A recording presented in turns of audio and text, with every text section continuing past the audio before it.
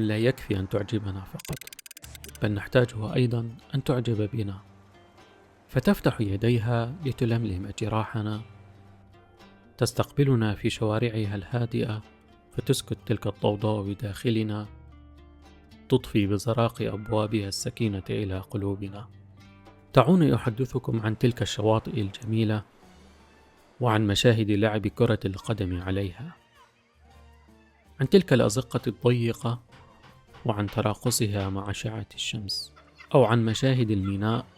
فكل زاوية منه مشهد يستحق أن نتمعن به ليحكي لنا جوانب كثيرة من الحياة هنا، عن تلك البسطة التي يأتي إليها الصيادون بعد يوم شاق ليأكلوا تلك الوجبات البسيطة،